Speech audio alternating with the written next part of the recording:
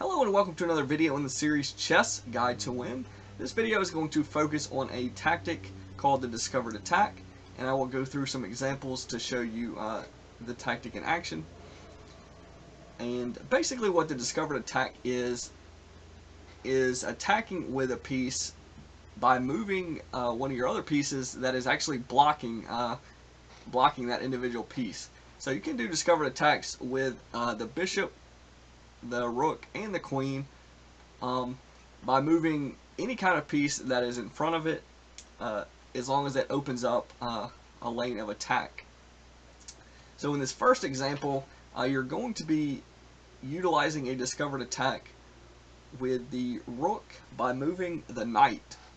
And in this example, it's actually going to be a discovered check, which is just another way of saying a Discovered Attack that actually gives check to the opponent's king, as the rook is lined up on the d file, and the black's king is also on the d file. So it's white's turn to move. So he's got a number of different options in terms of Discovered Attack. He can move his knight to many different squares, and all of these squares are going to open up black to check from the rook on the d2 square.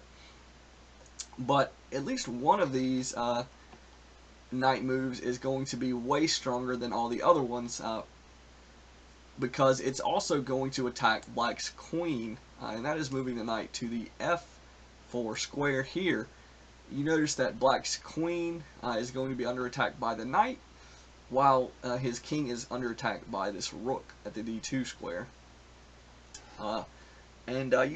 You might also notice that this f4 square is actually being protected by black's pawn on the g5 square, but the problem in this situation for black is it doesn't really matter that he has the ability to capture the knight on f4, because his king is in check by the rook. So he must respond to the check, and the only way to do that, or the only ways to do that, is either to move the king to some square that is out of check, or to block the check with either the bishop or the queen.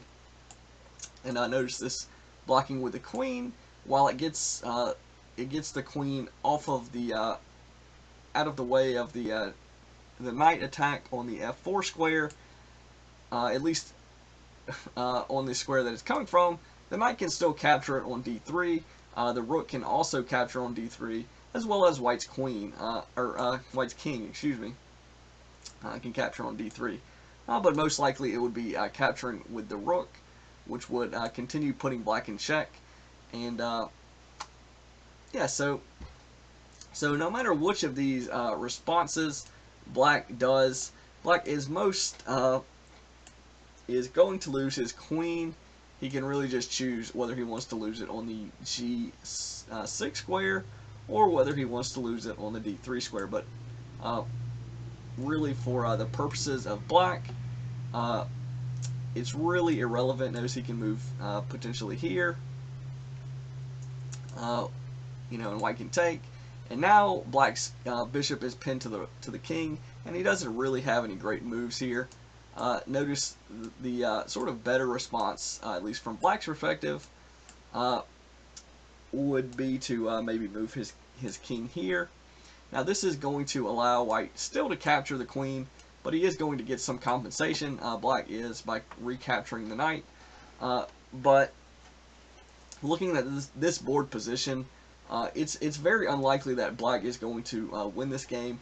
White should win this game pretty easily from this point on. He's not only got a rook versus a bishop, but he's also got a pawn advantage, and his king is in a much better situation in terms of defending and being a useful piece. Whereas black king, regardless of whether he moved, to either of these squares, I guess this would be a slightly better square to move to, maybe one of these squares, or actually he could only move here. He didn't have the option to move to e6 because of the knight, but regardless, this isn't really all that advantageous for black either way. So we see that white is most likely going to have a winning endgame here, whereas before before that discovered attack, you notice if he makes some other moves, black is rolling with a queen, a bishop, and a pawn. If we add the pieces up in terms of their relative value, we have white with a rook and a knight is going to be 8 points. Add the pawn, that's 9. And then another pawn, that's going to be 10 points. Whereas if you add black's pieces together, he's got 13 points worth of material. Now again, there's some value to white's king here being sort of close to the promotion square for black, as well as having 2 connected pawns. So you could sort of analyze the game very specifically and in depth. Maybe it's a little bit closer than the relative pieces piece count suggests, but depending on whose move it is. If it's black's move, he can do something like this, maybe pinning the knight and whatnot. But if it is white's move here, white is pretty quickly going to at least have the opportunity, if he's sort of paying attention and understands this sort of tactic and sees the move, he's pretty quickly going to take advantage of the discovered attack to great effect. And that's one of the things with discovered attacks that are very that makes it a very powerful move, is the fact that you're going to be, like some of the other tactics, you're going to be attacking with potentially multiple pieces at the same time. Notice, discovered attacks like this or this, they really wouldn't do anything. Black has all kinds of options, and it doesn't threaten black's queen. But as you saw, a discovered attack that also utilizes the piece that moves out of the way to do another attack offers you a lot of possibilities. You can put this knight on a square when it's a discovered check. You can put this knight on a square that is otherwise would be a terrible move. For instance, if the rook was here, this would simply be white losing his knight in a blunder. So generally so.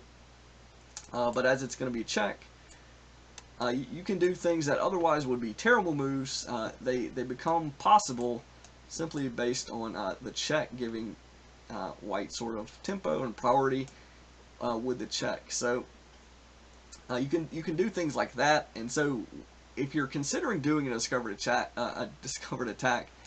you need to consider some of the possible moves with the piece that you're getting out of the way, and that's one of the ways that the discovered attack can be just devastating, because surely black might understand that his king is on a vulnerable square at d6 to discovered check, but what he might not understand is, or may have overlooked, is the move knight to f4, which and one of the reasons he might have overlooked it is because, like I said, the pawn on g5 actually protects the f4 square. So if it wasn't check, you really wouldn't have to worry about this move. But with check, this move becomes very viable and pretty much game winning essentially. So if white plays accurately from there forward.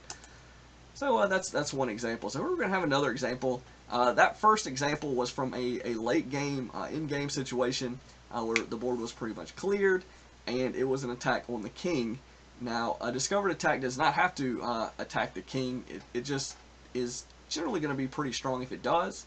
But here is going to be an example of, in the early game, a discovered attack that's going to be pretty powerful as well. So, in this position, it's white's turn to move, and looking at white's position, you might realize, or you should be sort of aware, that white's bishop is on the diagonal, the diagonal from b2 all the way up to h8. It can sort of, if the knight wasn't there, it could be threatening the rook on h8, which could potentially be very important. And as you're going to see here, white does have the ability to sort of take advantage of this fact by doing a discovered attack once again by moving a knight, and once again threatening black's queen, like the previous example. So one example of doing this would be moving the knight to the d5 square. Now this threatens the queen on b6, and it also threatens capturing the rook on h8. So once again, white is attacking with multiple pieces, and black is going to have trouble responding to both of those attacks. And really, black is going to want to move the queen, obviously, because the queen is worth more than the rook.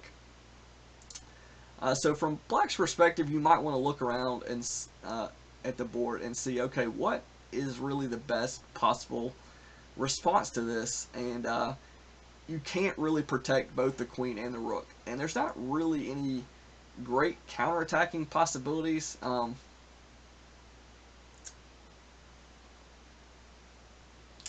Maybe one of the best moves would be to move this queen to the well, no, none of those squares are actually safe. The bishop on f1 is really protecting the a6 square. Clearly, white's queen is protecting the a5 square, and the square at b4. And actually, the rook is also protecting that, so that's not really an option either. So, you know, you're really just trying to figure out where to put this queen that's going to be safe. There's not a whole lot of attacking possibilities from black's perspective that are really going to yield much of an advantage based on the board here. So, let's just say black decides to go to c5 with the queen. Well, this is going to allow white to capture the rook at h8 if he chooses to, and there's no way for black to recapture based on the board here. Now, potentially he could maybe move his pawn here to sort of keep the bishop contained over there, but you know, white can still do all sorts of things from this position, and it doesn't even matter that he's sort of blocked off white's bishop, because he still doesn't really have a way to threaten it. Moving the bishop here to g7 doesn't matter. Moving the knight here is not really threatening it. So that bishop is going to be sort of a thorn in black's side. Not to mention just being down a whole rook going forward is going to be very very problematic for black in terms of like trying to win. Notice another possibility from this position is actually a fork on the a knight fork on the c7 square. White can go ahead and fork the king and the knight, or the king and the rook, and this is going to force black to move his king, and black to move his king somewhere, which is going to allow white to potentially capture this rook at a8. And now going forward, black's going to potentially decide, you know, what to do from here. He can block the bishop attack on the h8 square, and you know, that's going to be sort of an option. So really, you know, white has, if we go back, you know, sort of a couple of moves, white really has, you know, all the options in terms of what to do from this in this position. And you know, either of those lines really looks pretty strong for white.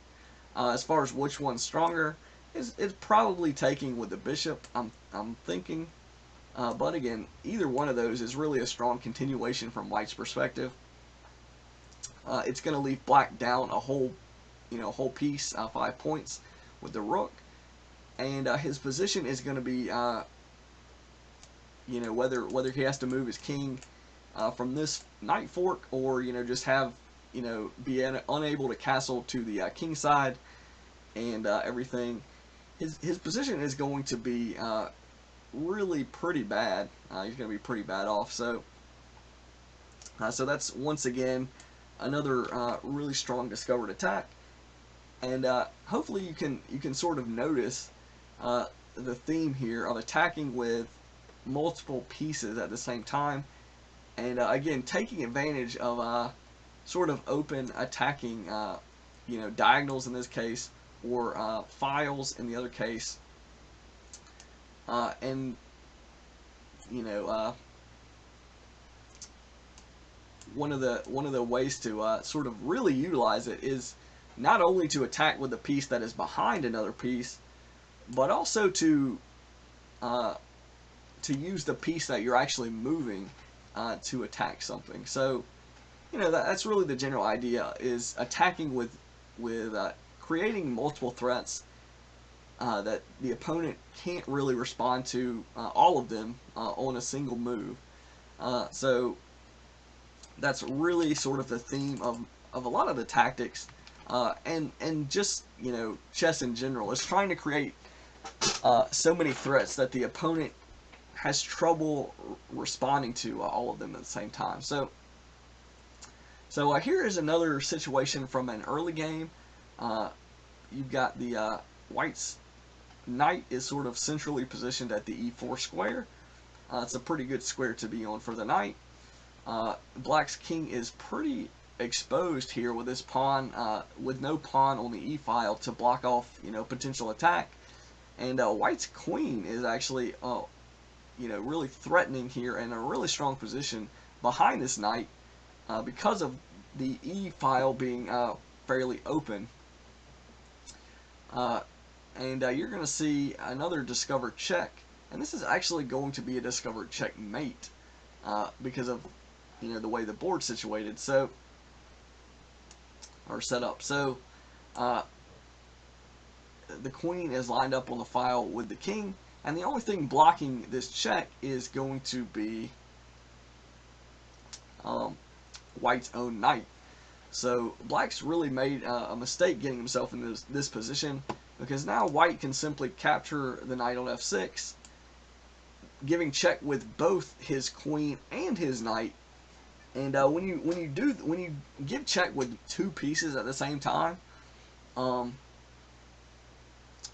that leaves your opponent with only one option, since you cannot capture both of the pieces, and generally you're not going to be able to block both of the pieces, especially if it's a knight. You can't block at all. So the only reaction to that type of attack is going to be to move your king. And in this particular case, there's not a safe square for black to move his king. So this is actually going to be checkmate very early in the game. Whereas otherwise the position looked fairly even. You've got the same number of pawns on both sides, the same number of knights, and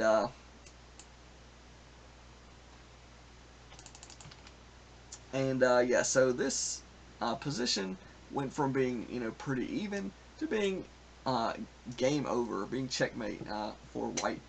So giving checkmate. So again, you really need to be aware of situations where your king is lined up on, say, a file or a diagonal that the opponent could could really take advantage of.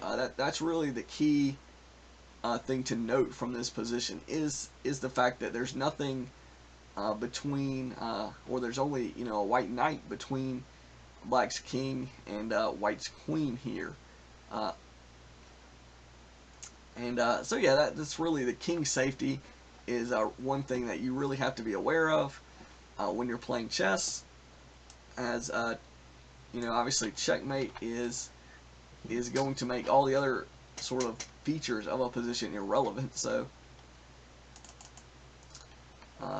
yeah, when you're attacking, and when you're defending, you need to be on the lookout for things like that. And discovered attacks, again, white also has the option to capture the pawn on d6.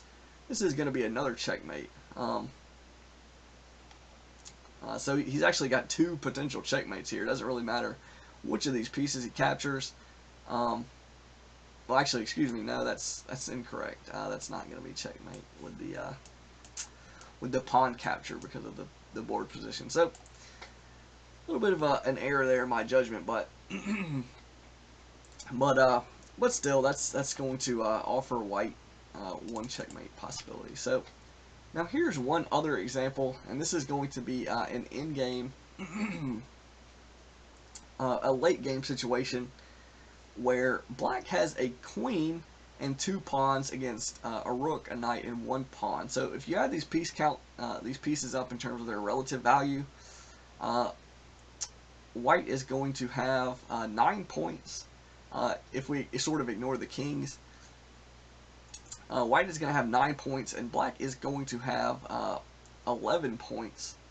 So you might say that black is in a superior position here. But if in this position it's white's turn to move, that is going to quickly change because white has a potential discovered attack by moving his knight from the b4 square to either the d5 square or the c6 square. Now, one of these moves, the knight to c6, is a terrible move because it allows black to just to capture the knight and also to get his queen safely away from the rook's attack. But if white, on the other hand, moves his knight to the d5 square, not only does this give check, a discovered check, but it prevents black from actually moving his queen off of the a4 square, which is going to allow white the option to capture it next move. Now, you know, black can move here, black can move here. He's got a number of different options in terms of moving his king, but the problem for him is none of those options do anything to save the queen on a4. So now white captures the queen on a4, and going forward, black really doesn't have any sort of hope of continuing this game and really having a chance to win unless white just blunders over and over again. You know, black can maybe move this pawn here. He can maybe move his king here, but either of these continuations, you know, none of them are really promising. You know, the value of black's pieces drops significantly. Obviously, the queen being 9 points is a huge drop. And again, these pawns, you know, they're not really going to be able to threaten anything. In terms of promotion, there's really no chance if white is playing correctly that either of these pawns are going to promote or really be able to threaten much of anything. And then white's got this pawn on the f4 square, which black's going to have to worry about. And you know, as soon as black moves this pawn, white can do something like this. You know, he gives check. He forces black's king away from these 2 pawns, which is going to allow you know, white any number of moves to you know, to deal with that threat. So you know,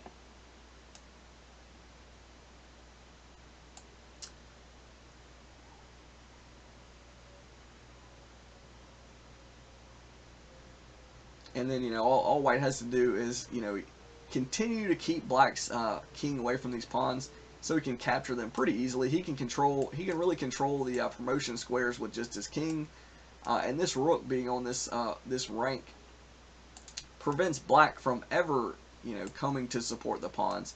Black can try to move his king closer to the rook, but it doesn't matter. All white has to do is shift his rook, you know, back and forth. If it ever gets to the point where his king gets, you know, right here, you know, white can just move his rook over here, and you know, to the h6 square, and there's no way black can really get his king in to support these pawns. So, and then if he tries to get all the way over there, white can simply you know, push his own pawn up to promote if he really wants to. So again, that's, you know, just another example of a discovered check that is going to be incredibly powerful. You know, this could be you know, this could be a queen. It would be sort of the same continuation if this was a queen, though the piece values would be a little bit different here. So in this situation, white was already fairly he already had a piece advantage with, basically a knight versus a pawn in terms of the pieces, but once the position goes, this way, it's pretty much a very similar sort of board situation. There's not really going to be anything black can realistically do to come back and win this game. So again, you can do these sorts of discovered attacks with rooks, with bishops, and with queens, and depending on what piece is sort of blocking,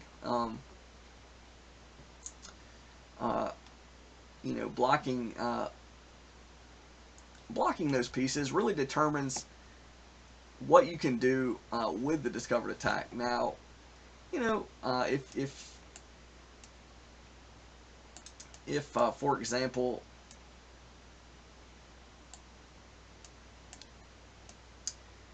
white were to go here, well, this wouldn't, like I was sort of pointing out earlier, this isn't really obviously that's not going to be a good move at all because it leaves white's queen vulnerable. So these are the things you have to worry about when you're contemplating a discovered attack. Is you have to make sure the opponent doesn't have a sort of a saving move, or they can't just capture. Clearly you can't just leave pieces. If you're not giving check, you can't just leave that queen undefended there and be like, oh, this is, I'm doing a discovered attack on your queen, but it's like it doesn't immediately make that a good move just because you sort of open up a piece to attack. You still have to sort of follow the other rules about chess in terms of protecting your pieces, trading pieces of greater value. For example, let's say black has a rook here, and let's say black has a bishop over here. So, and maybe he doesn't have this pawn. So here we have a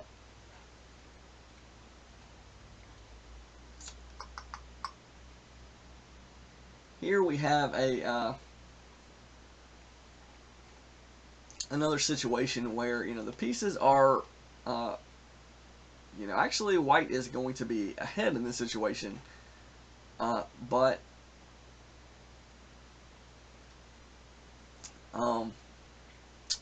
yeah, he's in a little bit of a pickle because this knight is pinned to the queen, and while he does have a discovered attack, it's not exactly going to be quite as devastating because he can check black's king, but that is going to leave his queen exposed to a pin to his own king. So it doesn't exactly make that the best move for white. Potentially, because from here it's going to force black to move his king, and he's probably going to move his king either here or here.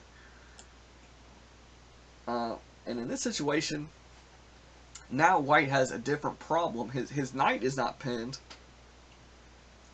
but now his queen is pinned, which is actually way worse. So now, really, no matter what white does, he's gonna be really worse off for doing that discovered attack, arguably. So, for example, if white, tries to move back here, black's going to capture the knight and is still going to have the queen pinned to the piece. And if white captures the rook, black has essentially traded a rook for a queen and given himself at least a somewhat decent chance at this end game. So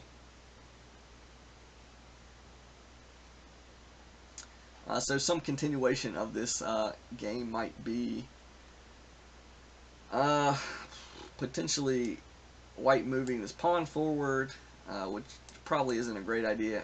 Maybe moving this king here, which potentially is an interesting move. But if you look at the pieces, you see that it went from white being fairly far ahead in terms of piece value to black having at least a chance to come back in this game despite being behind. So, and again, you will also notice that some of the other continuations, like doing the discovered attack,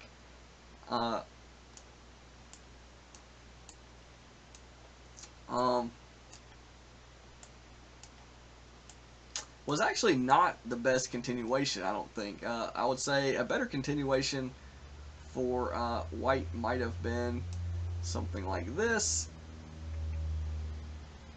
or something like this, potentially. So now white is going to give up his knight essentially for nothing, but he's not going to have to lose his queen. So, we might have some moves like this. And now, white still has his queen.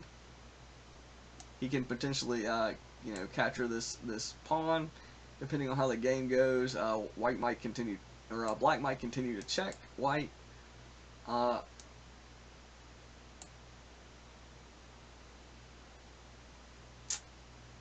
But he's still got his queen, which could potentially be pretty strong as an attacking piece. It's probably going to be difficult for white still to win this game, but it's not really impossible. I think you would rather have his queen than have sort of the other continuation where he gave up his queen instead of his knight. So this is going to give white better odds, I would say, to win than saving his queen than saving the knight. So again, that's an example where you might see a discovered attack and think, okay, discovered checks are going to be strong moves, but that's not always the case. You really have to look a couple of moves in advance and see, okay, this is going to be a discovered check, but what's going to be sort of the possibilities after that move? Am I setting myself up for the opponent to get some good moves on me, or is it going to be sort of a useless move? It's a discovered attack, but the opponent can just move his piece, and it's not really going to get me anything.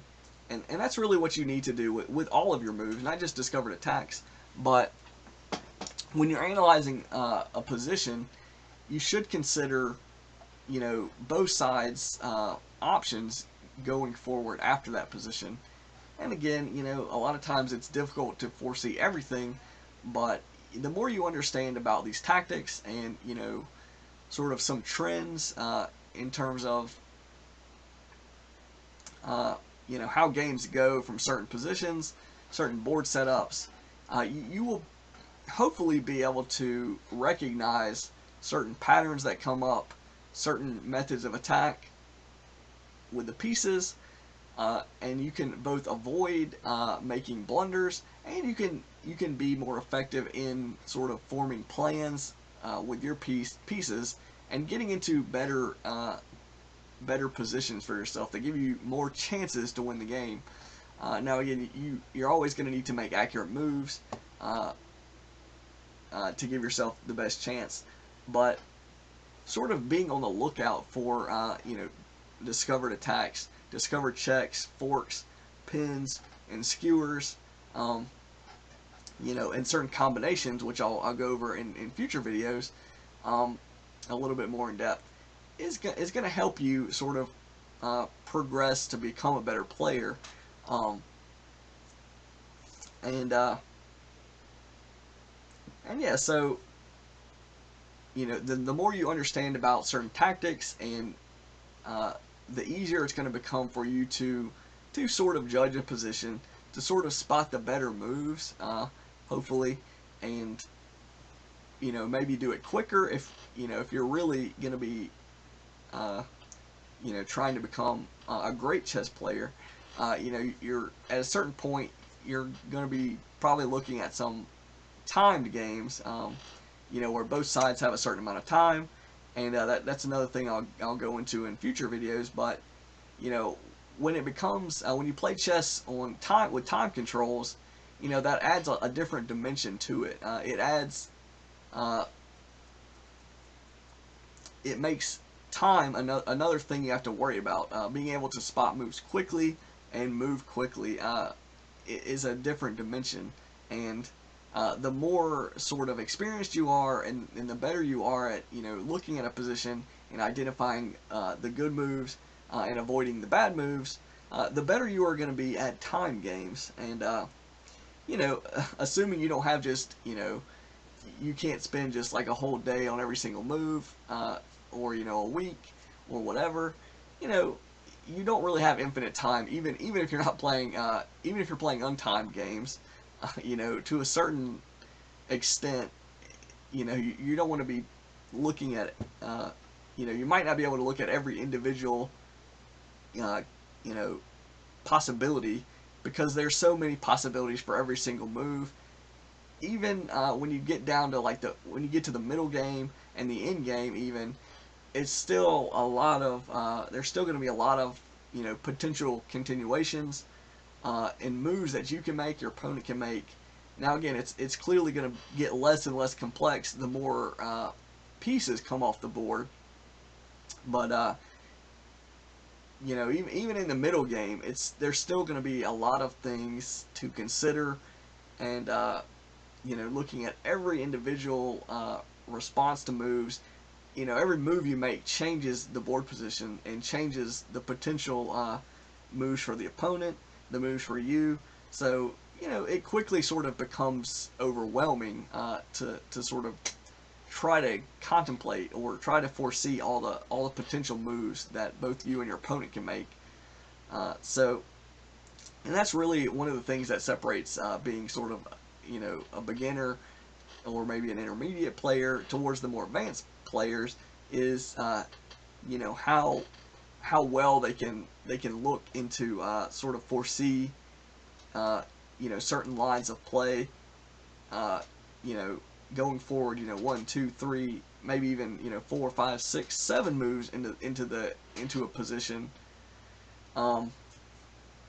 you know, and doing it, you know, quicker and quicker, you know, the better you get at the game. So again, that's really sort of the goal of these videos, is helping you to not only you know these tactics, but be able to you know, sort of put them all together in a game. You know, you can utilize, you know, all of these tactics together in concert with each other, which again can make your attacks very effective.